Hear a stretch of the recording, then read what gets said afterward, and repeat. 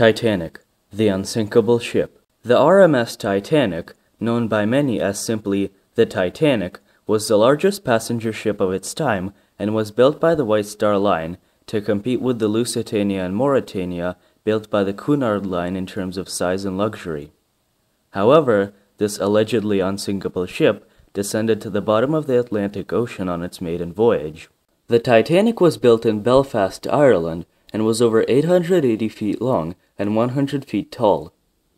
The line's chairman, J. Bruce Ismay, decided that instead of going for the speed that the Cunard ships had, he would go for size and luxury.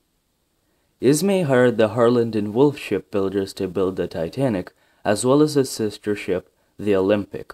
Besides the top of the officers' quarters, the Titanic had 10 decks, the first of which was the boat deck, used for storing the lifeboats as well as the grand gymnasium, followed by the passenger decks A through G, and lastly, the orlop decks and the tank top.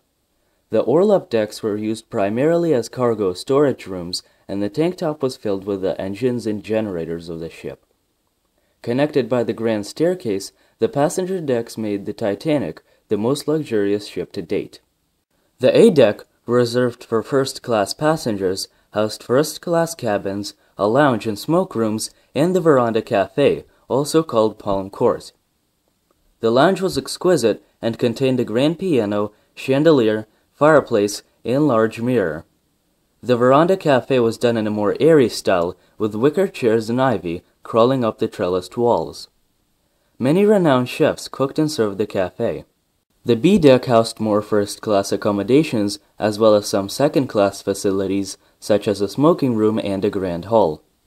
Accompanying the smoking room were numerous cafes, accessible only to first-class passengers and done in the grand style of the Titanic, with elegant decor and silk and wood upholstering. C deck and D deck were primarily used for cabin space, but also housed a library, large public rooms, and dining saloons. First-class, second-class, and third-class passengers had cabins here and could easily access all of the facilities available to them. E deck housed cabins for cooks, stewardesses, and boatmen. F deck housed more cabins and recreational facilities available to most passengers, along with Turkish baths for relaxation. The G decks and orlop decks were used as storage facilities for cargo, fuel, and food for the long journey. Since the Titanic was a Royal Mail ship, mail was also stored on G deck and orlop decks. The tank top deck was occupied by the boiler rooms and engines, where the shipmates would tend to the ship's power. Passengers were not allowed at this level, although stairs ran from this level to D deck.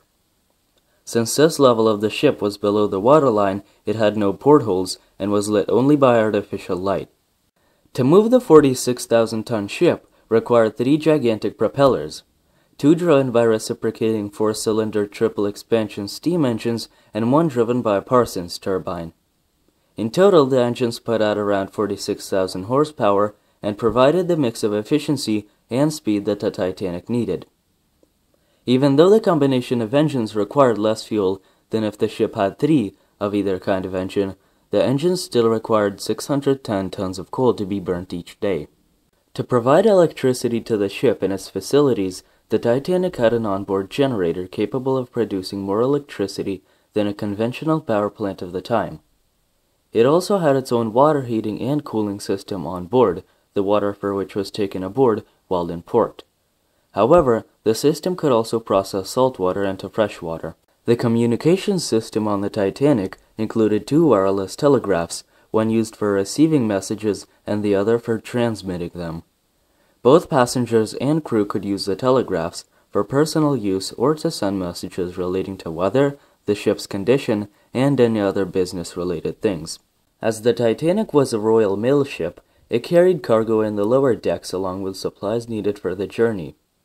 The cargo ranged from letters to gold and bullion, and was allocated approximately 760 cubic meters of space in the holds.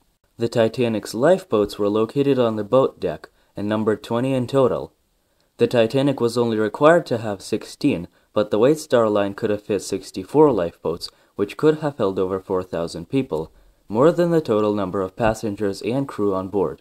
The hull of the Titanic was fashioned out of steel plates of varying thickness, laid one over the other in an overlapping pattern. Due to the before unprecedented size of the Titanic, construction was not only complicated, but also very dangerous. In May of 1911, the Titanic was launched and went on to the final stage of assembly, fitting out, which would turn the ship from a piece of floating metal into the most luxurious ship in existence to date.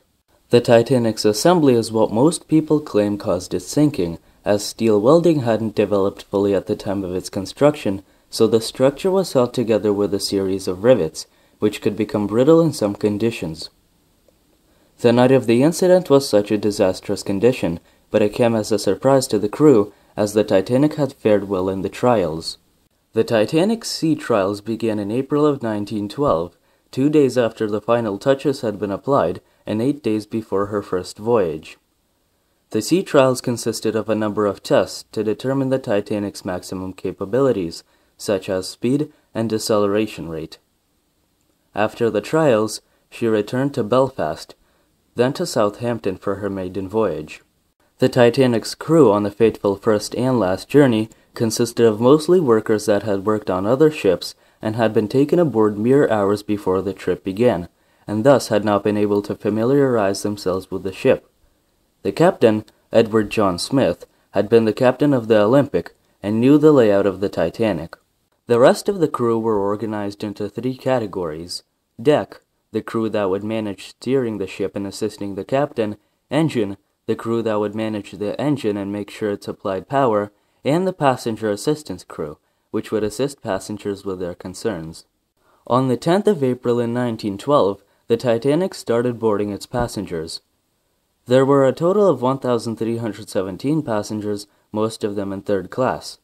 The total passenger capacity of the ship was estimated at around 2,566, but due to a coal strike earlier in the year, leading many passengers to not get tickets for the voyage, the passenger capacity of the Titanic was greatly decreased. After boarding all passengers from Southampton, Cherbourg, and Queenstown, the Titanic sailed out along the Irish coast and then into the Atlantic Ocean. The weather was clear at the time, but floating ice had been accumulating in large patches near Titanic's route. These icebergs would eventually lead to the Titanic's sinking. During the course of the first 3 days of its voyage, the Titanic received several messages about icebergs in its path. However, its captain, Edward Smith, highly doubted the idea that an iceberg could sink the ship. It continued on its course at a regular speed, approaching its final collision. Late in the evening of April 14th, when the passengers had retired to their cabins and the weather had turned clear and freezing, lookouts Frederick Fleet and Reginald Lee spotted an iceberg straight ahead.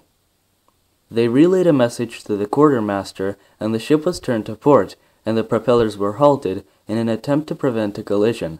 However, if the propellers had not been turned off, the rudder might have been able to steer the ship clear of the approaching iceberg. Although the ship did not crash into the iceberg head-on, the slight turn to port exposed the ship's side, which took the brunt of the impact, and several of the weak rivets that held the steel plates of the ship's hull snapped. Several foot-long gashes were torn in the hull of the ship, approximately 10 feet above the bottom of the ship. The ship's lower compartments immediately started filling with water at a rate of 7 tons per second, much faster than it could be pumped out.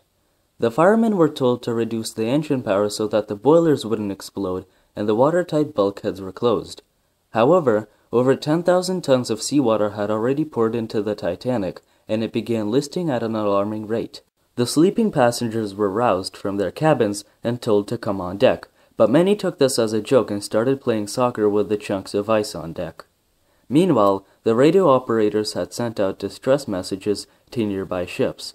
However, the coordinates that they relayed via the messages were about 15 miles off, and no ships came to the Titanic's actual location. The lifeboats were taken down and passengers were told to board, but few actually wanted to get into the lifeboats, as many considered the ship safer than the lifeboats. Additionally, the officers who would be in command of the lifeboats were inexperienced and couldn't organize the passengers to board the lifeboats. As a result, several lifeboats left with only half of their total capacities.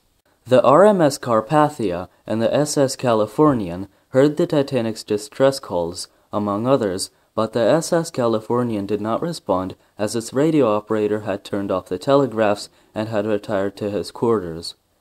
The RMS Carpathia was more willing to help, but its arrival was to be awaited as its top speed was very slow. As the Titanic filled with sub-freezing seawater and sank ever lower in the water, the last of the lifeboats were launched. As it neared its final hours above water, the Titanic began to tilt forwards due to the great amount of water in the forwards hold. Suddenly, the ship tipped forward and came apart into two sections, which quickly sank. The boilers exploded, the lights winked off, and the Titanic was no more. Hundreds of passengers were left floating in the freezing waters of the Atlantic, slowly dying of hypothermia, and hundreds more floated in the open sea without provisions for survival. In 2 hours, the RMS Carpathia arrived to rescue the survivors. From the scene of the disaster, the Carpathia went to New York. In the aftermath of the Titanic, inquiries were set up to investigate why the disaster occurred, and both the United States and Britain were involved. Both parties determined that the ship had only done what many others had done before it, and it was an act of God. However, new regulations were set for the number of lifeboats a vessel was required to have. The wreck of the Titanic remains at the bottom of the Atlantic Ocean and has sparked many expeditions to locate it. In 1985, a mission by the US and France found the wreck, leading to films about the Titanic, such as James Cameron's famous 1997 film. Several artifacts have been recovered from the Titanic, but the ship itself is slowly rusting and falling apart. Thank you for watching this video, and as always, if you enjoyed it, leave a like or favorite, or subscribe for more educational videos. Check out some of my other videos or the featured channels for other cool content.